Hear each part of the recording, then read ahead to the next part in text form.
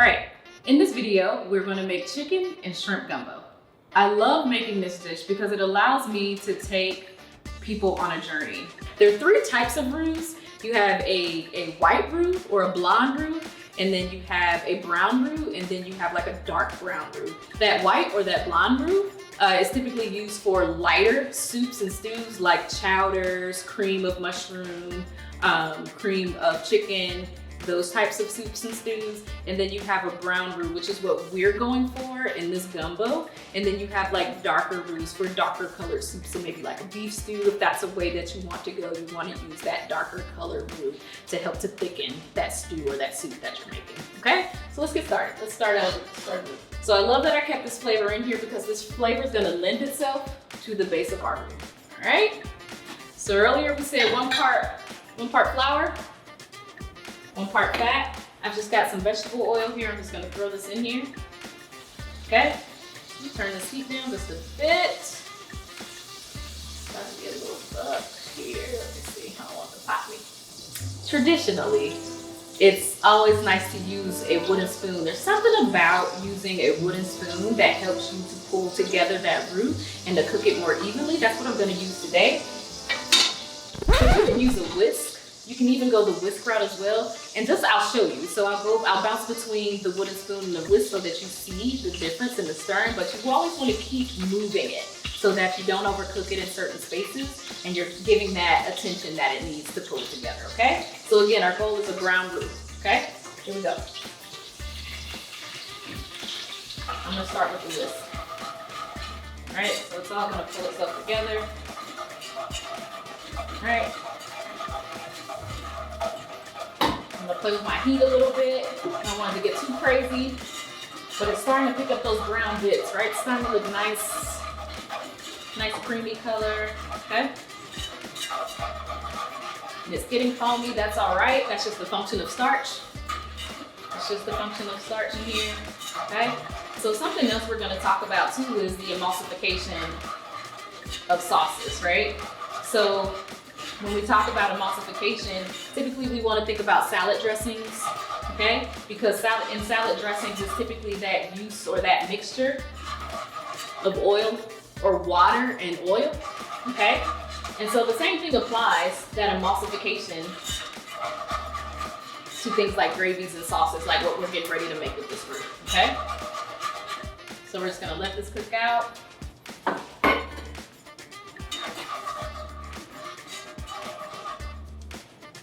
All right, so first thing when you're cooking, onion and garlic always go in first. That's just a rule that I have. There's no specific order, but I like the volatile and the flavor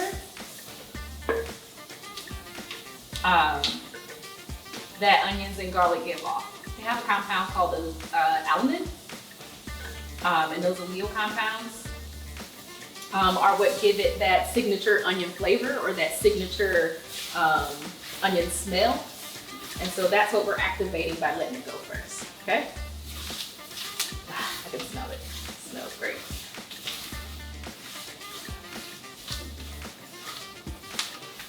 Okay, we're getting a nice cook on it. Always checking on that heat because we got a lot going on here. We're trying to pull this whole thing together. And also get that toasty note of the flour too. I like that toasty smell. I'll let those go for about two to 4 minutes, okay? You wanna look for, if you can, look for like a translucent look. So I want you to see something. There's, it's still very brown at the bottom. You don't want to overcook this because this is really still great flavor at the bottom that's in this brown. So you always wanna, again, just keep monitoring that heat so that it doesn't go too dark because you don't want those bitter flavors from that over browning or burning to end up in your finished meal, okay? Now, the next thing I'm gonna add are tomatoes. So what I have here are some diced tomatoes. You can do fresh tomatoes or you can do these. I like these because they're cooked and they give like a darker cooked flavor in can versus a fresh tomato. Sometimes the seasonality of the tomatoes in which you buy it can kind of take away from the flavor or maybe not bring enough flavor to the dish. But you can't go wrong when you're making a stew or a soup with a canned tomato. So that's what we're gonna do today, and I'm just gonna add that in right now.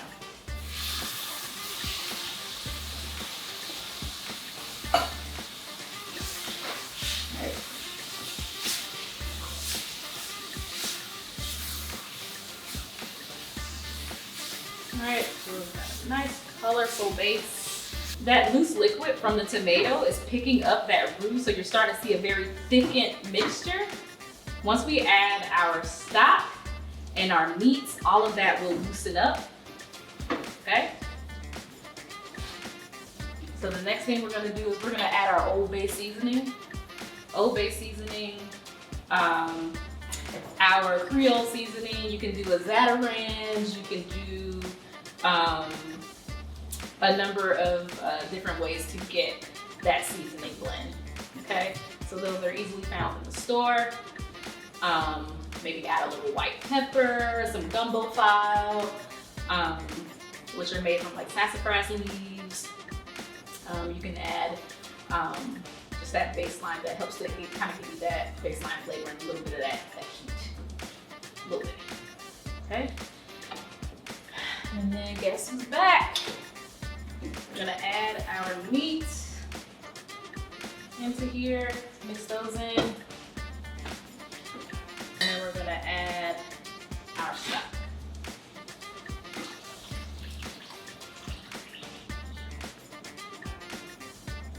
Okay. And what's gonna happen, it looks very loose and brothy now. But because we made that roux earlier, I'm gonna cover this and we're gonna let this go for 30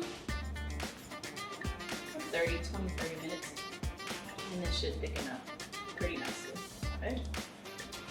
So as you see, remember earlier, right?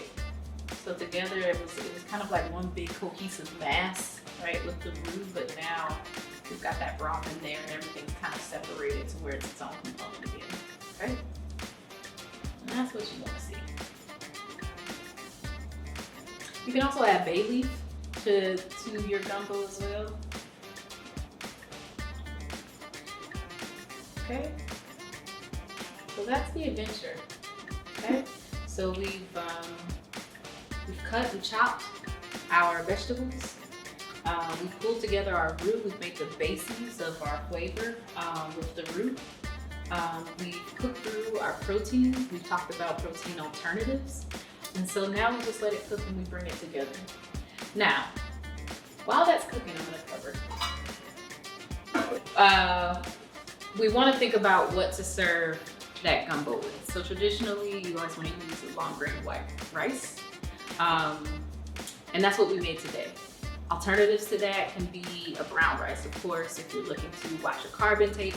You can do a quinoa or some sort of grain that will, just kind of allow you to have that delivery of a starch with the gumbo, and it'll all be great, no matter what it is that you choose.